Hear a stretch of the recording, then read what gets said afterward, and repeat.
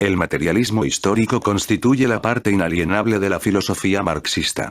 Transformó de manera radical las concepciones de sociedades y las leyes más generales en que se pautaban las fuerzas motrices de su desarrollo, aparte de ser una metodología en los estudios sociales. Su particularidad básica consiste en la importancia de las posiciones filosóficas en el análisis de la vida de las sociedades. Considera que todas cosas naturales e históricas no son hechos estáticos, acabados, pero sí en movimiento, construido a cada momento, siempre en transformación, luego históricamente determinados. El materialismo histórico es una manera de pensar las ideas que determinan la conciencia humana, o sea, para Marx, son las condiciones materiales instituidas por la sociedad que propician al ser humano su conciencia, pensar de esta o aquella manera. Esas condiciones materiales son determinadas a partir de las relaciones sociales de producción y de la división social del trabajo, pero ¿por qué materialismo histórico? Para Chauí, 1997. Materialismo porque somos lo que las condiciones materiales, las relaciones de producción, nos determinan a ser y a pensar. Histórico porque la sociedad y la política no surgen de decretos divinos ni nacen de la orden natural, pero dependen de la acción concreta de los seres humanos en el tiempo. Otro punto importante señalado por Marx es la constatación de que el motor de la historia es la lucha de clase, expresión de las contribuciones de la sociedad y base de esta forma de pensar la realidad, lo que nos lleva a afirmar que el materialismo histórico es también dialéctico. Aparte de eso, como método de pesquisa en ciencias humanas, el materialismo histórico dialéctico pretende romper con las diversas formas de análisis metafísicas, de variados enfoques y niveles de comprensión de la realidad, sin embargo lineares, históricas y armónicas. Existe, pues, la exigencia necesaria de una concepción de realidad, un método capaz de vislumbrar las leyes fundamentales que estructuran un problema que se investiga. Frigoto, 1991, Marx apunta en una analogía que la sociedad es un edificio en el cual las fundaciones, la infraestructura, serían representadas por las fuerzas económicas, en lo que se refiere al edificio en sí, la superestructura, representaría las ideas, costumbres, instituciones, políticas, religiosas, jurídicas, etc. En La miseria de la filosofía 1847, Marx afirma: las relaciones sociales son enteramente interligadas a las fuerzas productivas. Adquiriendo nuevas fuerzas productivas, los hombres modifican su modo de producción, la manera de ganar la vida, modifican todas las relaciones sociales. El molino a brazo les dará a la sociedad un suzerano. Y el molino a vapor, la sociedad con el capitalismo industrial. Modo de producción, en economía, es la forma de organización socioeconómica asociada a una determinada etapa de desarrollo de las fuerzas productivas y de las relaciones de producción. Reúne las características del trabajo preconizado, sea artesanal, manufacturado o industrial. Son constituidos por el objeto sobre el cual se trabaja y por todos los medios de trabajo necesarios a la producción, instrumentos o herramientas, máquinas, oficinas, fábricas, etc. Existen 6 modos de producción: primitivo, asiático, esclavitud, feudal, capitalista, comunista. Un sistema económico es definido por el modo de producción en la cual se basa. El modo de producción es aquella en que se basa la economía del país. Los modos de producción son formados por el conjunto de fuerzas productivas y por el conjunto de las relaciones de producción, en su interacción, con cierto estadio de desarrollo. Simultáneamente designan las condiciones técnicas y sociales que constituyen la estructura de un proceso históricamente determinado. Los hombres al producir bienes materiales crean, con eso mismo, un régimen para su vida.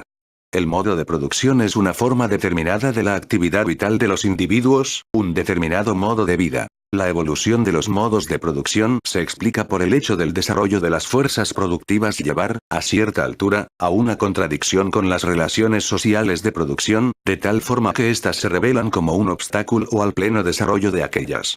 Estos fenómenos no existen desunidos, son partes integrantes del proceso productivo y pueden ser considerados como una mudanza estructural de la economía. La fase de formación de un nuevo modo de producción constituye un período muy agitado y de excepcional importancia en vida concreta de las sociedades. Los modos de producción existentes enfrentan cada vez mayores dificultades en mantener la estructura económica en que se basan, tratan de negociar y resistir a la influencia de los nuevos modos de producción, muchas veces de forma perturbadoras, hasta violentas.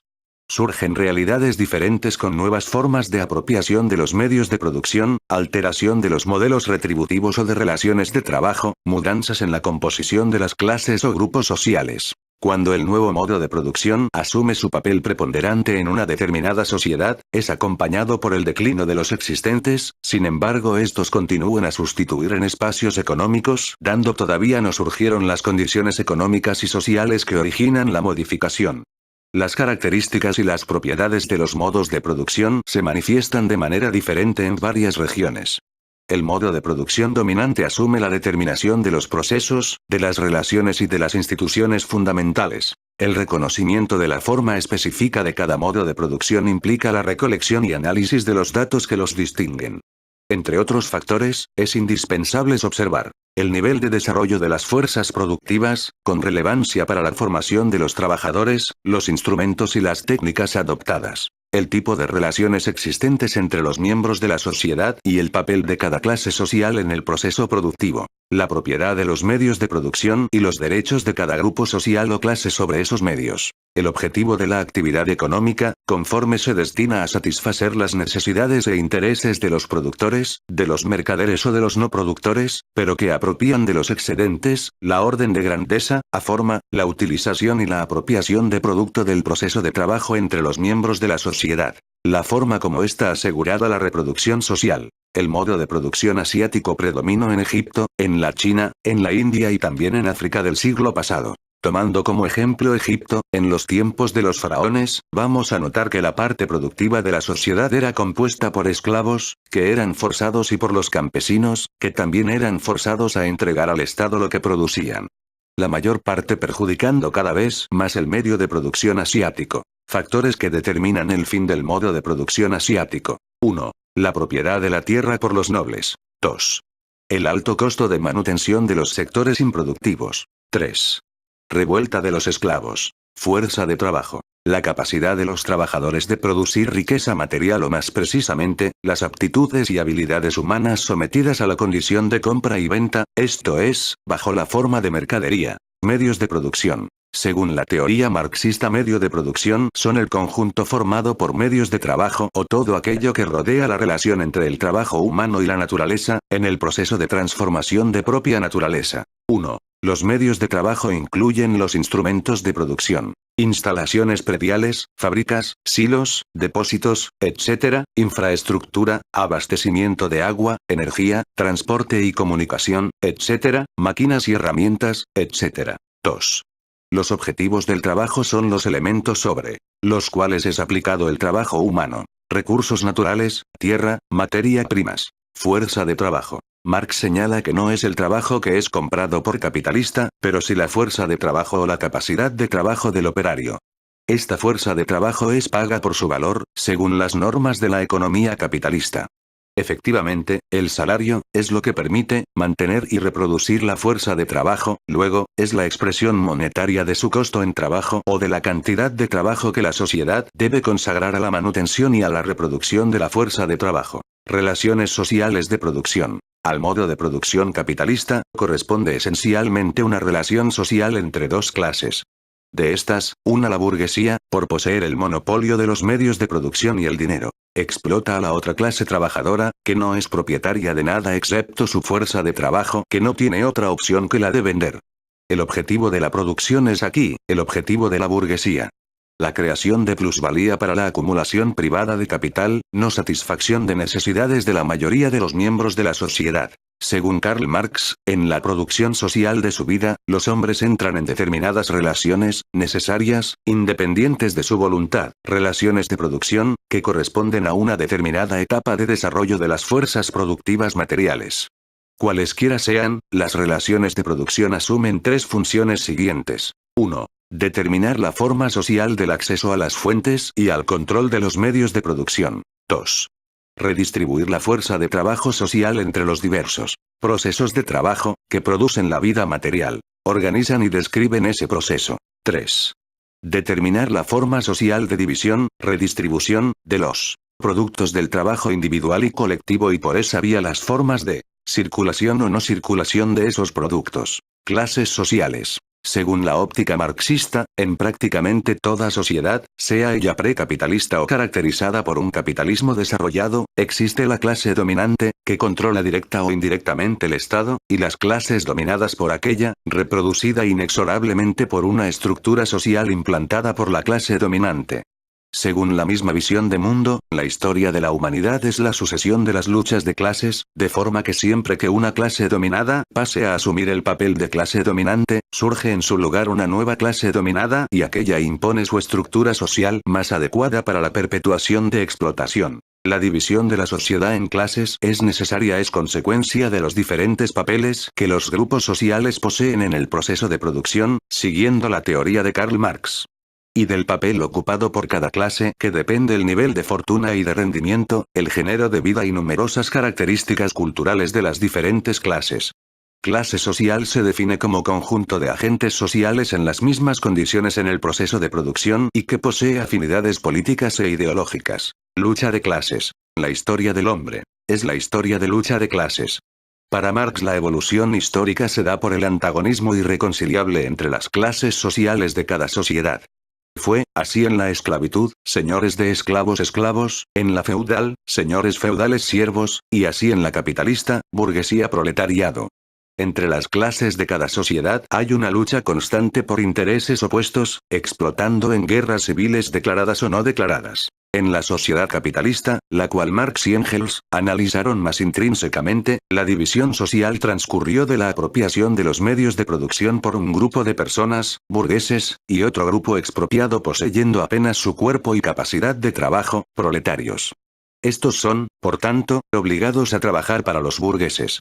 Los trabajadores son económicamente explotados y los patrones obtienen el lucro mediante la plusvalía. Explotación. Para Karl Marx la explotación es un elemento inherente y clave del capitalismo y los mercados libres. Ella es la consecuencia de los mercados competidores y los puramente competitivos. Afirma todavía que cuanto mayor es la libertad de los mercados, mayor es la fuerza del capital y por su mayor será la explotación. En la visión de Marx la explotación normal está basada en tres características. 1. La propiedad de los medios por pequeña minoría de la sociedad, los capitalista. 2. La inhabilidad de los que no tienen propiedad, trabajadores, para sobrevivir sin vender su fuerza de trabajo para los capitalistas, o sea sin ser empleado como otros trabajadores. 3. El Estado que usa su fuerza para proteger de forma parcial la distribución del poder y propiedad de la sociedad. Plusvalía. La teoría marxista de plusvalía puede ser comprendida de la siguiente forma. Supongamos que un funcionario lleve 2 horas para fabricar un par de calzados. En este periodo, él produce lo suficiente para pagar todo su trabajo. Pero, él permanece más tiempo en la fábrica, produciendo más de un par de calzados, recibiendo el equivalente a la confección de apenas un par. En una jornada de 8 horas, por ejemplo, son producidas 4 pares de calzados. El costo de cada par continúa el mismo, así también como el salario del proletario. Con eso, se concluye que él trabaja en 6 horas de gracia, reduciendo el costo del producto y aumentando las ganancias del patrón. Plusvalía absoluta. La producción de plusvalía absoluta es un modo de incrementar la producción de excedente a ser apropiado por capitalista. Consiste en la intensificación del ritmo de trabajo, mediante una serie de controles impuestos a los trabajadores, que incluyen de la más severa vigilancia de todos sus actos en la unidad productiva hasta cronometraje y determinación de los movimientos necesarios a la realización de sus tareas. El capitalista obliga al trabajador a trabajar a ritmo tal que, sin alterar la duración de la jornada, producen más mercaderías y plusvalor. Plusvalía relativa. Cuando ese método encuentra los límites de la extracción de plusvalía absoluta, resistencia de clase operaria y deterioración de sus condiciones físicas, el segundo camino, la extracción de plusvalía relativa, es que lo hace del capitalismo el modo de producción introduciendo incesantemente innovaciones tecnológicas. Pues, es apenas mediante las modificaciones técnicas que el tiempo de trabajo socialmente necesario de determinados bienes pueden ser reducidos. Aumentos en la productividad resultantes y nuevos métodos de producción, en los cuales el trabajo muerto bajo la forma de máquinas asume el lugar de trabajo vivo, reducen el valor de bienes individuales producidos. Alienación. Para Marx, tiene un sentido negativo, en Hegel, es algo positivo, en que el trabajo, en vez de realizar al hombre, lo esclaviza. En vez de humanizarlo, lo deshumaniza. el hombre cambia el verbo ser por el tener. Su vida pasa a medirse porque él posee, no por el que él es. ¿Eso parece familiar? Pues veamos en detalles. El filósofo alemán concibió diferentes formas de alienación, como la religión, el Estado, en que el hombre, lejos de volverse libre, cada vez más se aprisiona. Pero una alienación básica, según Marx. Alienación económica. La alienación económica puede ser descrita de dos formas. El trabajo como A, actividad desfragmentada y como B, producto apropiado por otros. Conciencia de clase. Caracteriza la pertenencia, reiterada y conscientemente afirmada, de un individuo a una clase social específica, que actúe de forma solidaria y normalmente organizada, con los restantes miembros, en la defensa de sus intereses colectivos, y que se refiere en la organización y acción político-social. Es importante aclarar que no existe una relación lineal objetiva entre posición de clase y conciencia de clase. Para su estructuración concurren aspectos como el lugar en las relaciones de producción, la posición objetiva, los hábitos, los estilos de vida y otros comportamientos culturales, la posición subjetiva. La conciencia de clase es determinante para la lucha de clases. Por la toma de conciencia de su posición de clase, cada individuo actúa de forma organizada en los diversos contextos sociales, a nivel político y laboral.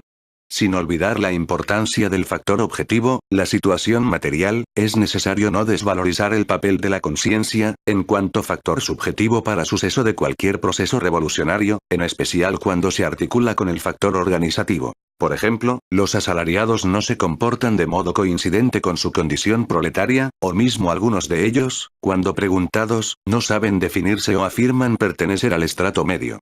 Además, clase es aquello que la clase dice suponer representar en respuesta a un cuestionario.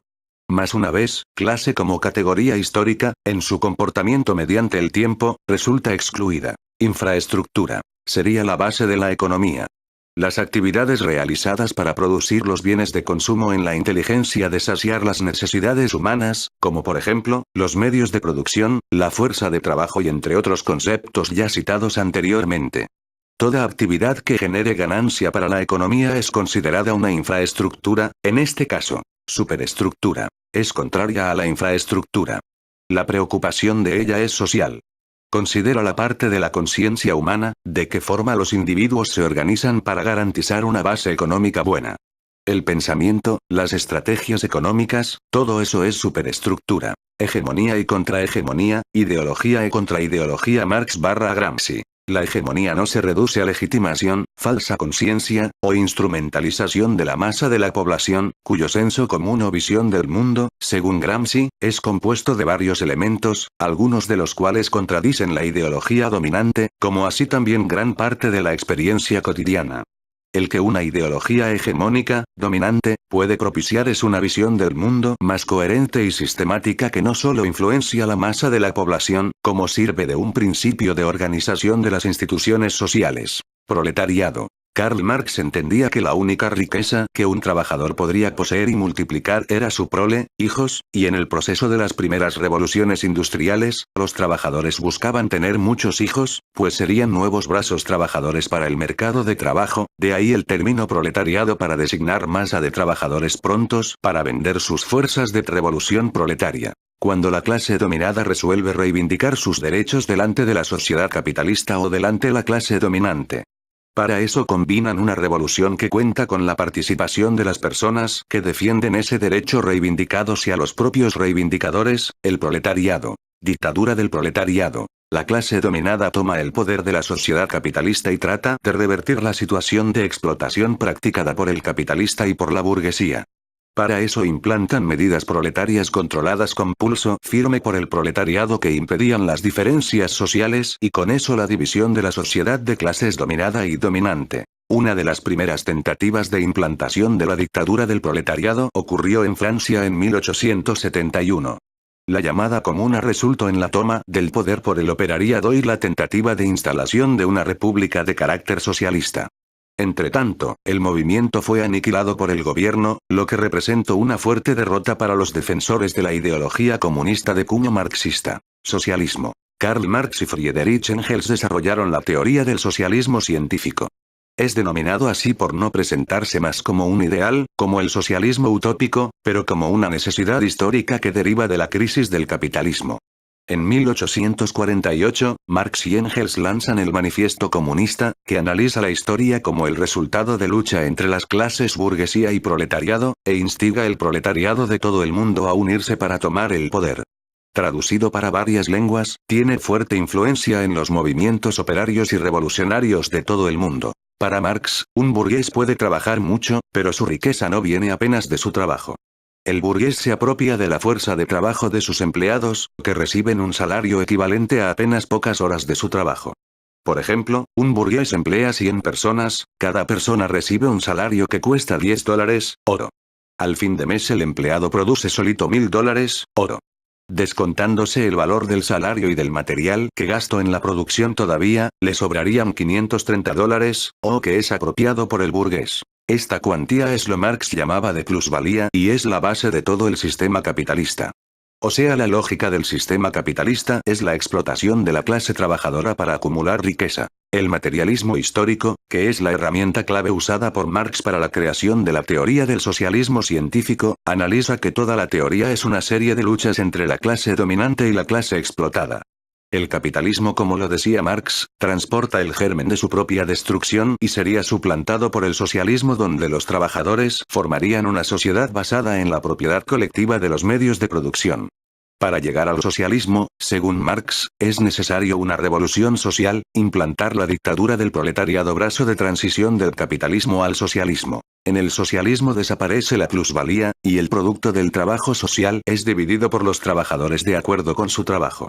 De ahí el nombre de socialismo, y no dejar todos los hombres iguales, como quieren la mayoría de los críticos contrarios al socialismo. El socialismo es la etapa de transición al comunismo, este se caracteriza por el desaparecimiento total del Estado y por alto desenvolvimiento de las fuerzas productivas que permite atender el principio de cada uno según sus capacidades, a cada uno según sus necesidades. En 1917 Rusia realizó una revolución social e implantó el socialismo, el movimiento se expandió a países vecinos que pasaron a componer la Unión de las Repúblicas Socialistas Soviéticas. Sovieta era una especie de comité del gobierno como representantes del pueblo. El movimiento se expandió más todavía y los demás se alinearon con la URSS, fueron llamado Leste Europeo o Cortina de Hierro, que disuelve a partir del año de 1989, entonces cuando estas tentativas de desarrollar países socialistas cayó por motivos diversos. Existe también otros casos clásicos, como la China, Cuba y Corea del Norte, etc., pero con certeza, la teoría socialista nunca ocurrió en la práctica en plenitud, pero plenamente no, tanto que estos países lo abandonaron de una vez por todas el socialismo, como es el caso de la ex-URSS, o entonces adaptaron sus sistemas acatando principios capitalistas. China, por ejemplo, comunismo. Es la doctrina del socialismo.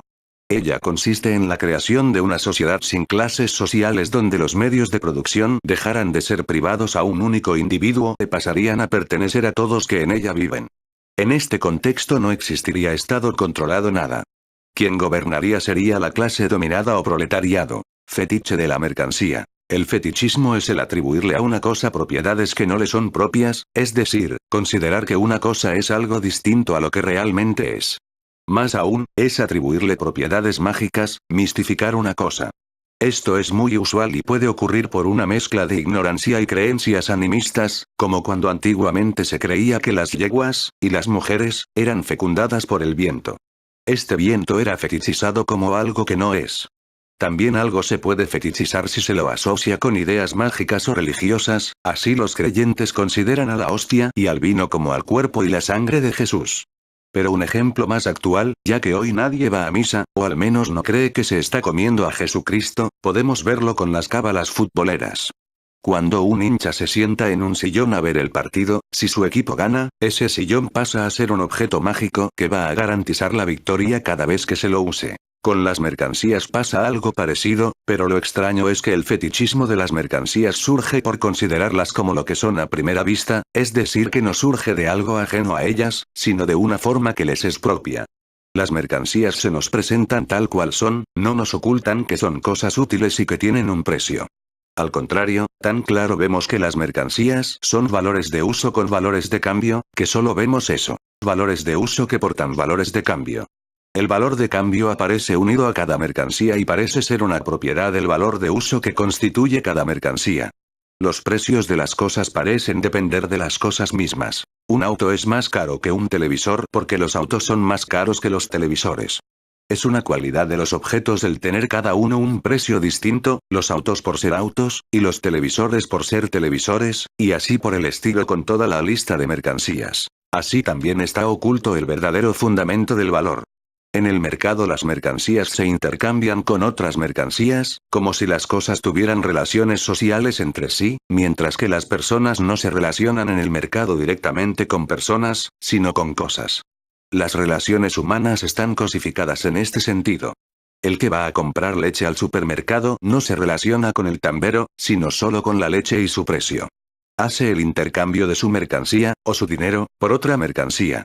Las relaciones productivas humanas que generan las mercancías y su valor, quedan así ocultas tras la forma en que aparecen estas relaciones. Pero estas formas no son solo apariencias, sino que constituyen una necesidad de la producción capitalista, por el modo en que está organizada la división social del trabajo.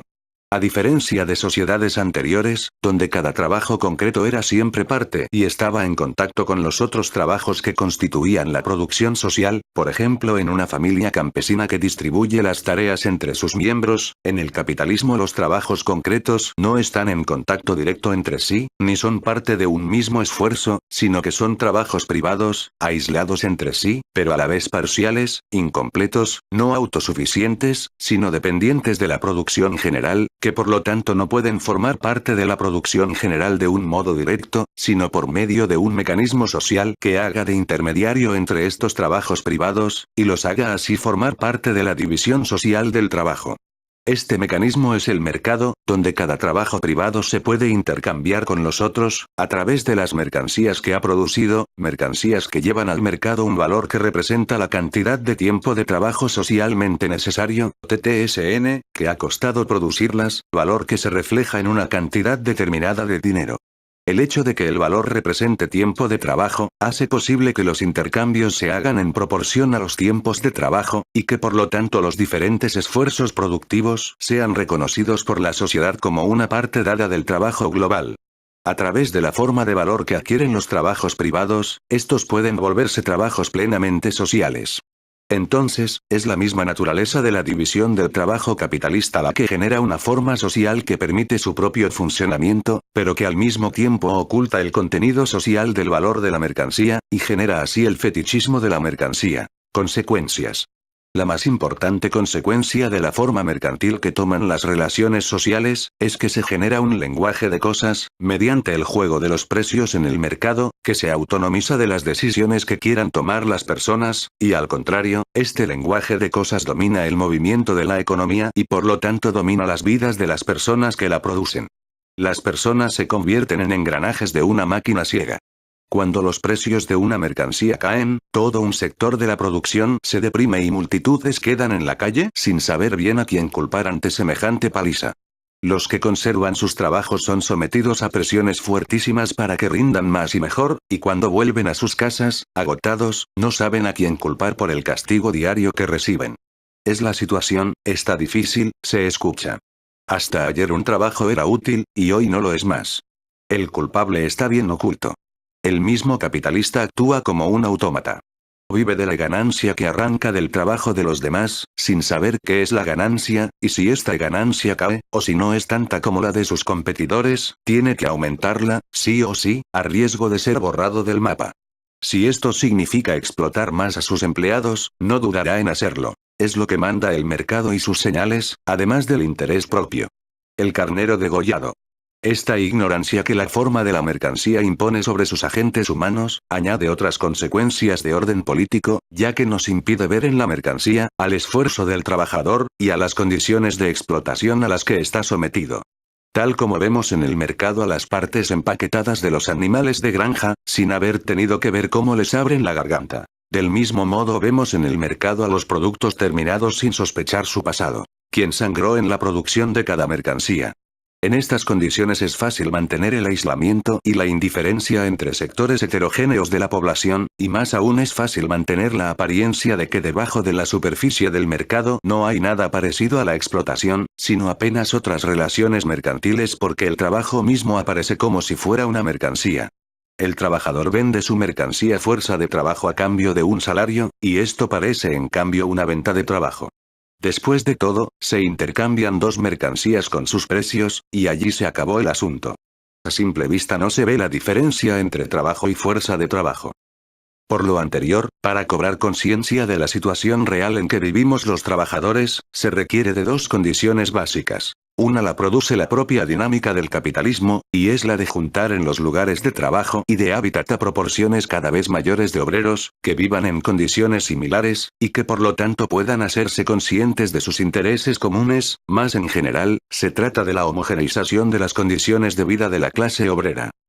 La otra condición insoslayable depende de un esfuerzo propio de la clase, es el esfuerzo crítico que destruye ese mundo de apariencias sustentado por la propaganda capitalista, y revela la posibilidad y la necesidad de un cambio revolucionario. Aquí es necesaria la actividad de los militantes sobre la subjetividad de los trabajadores.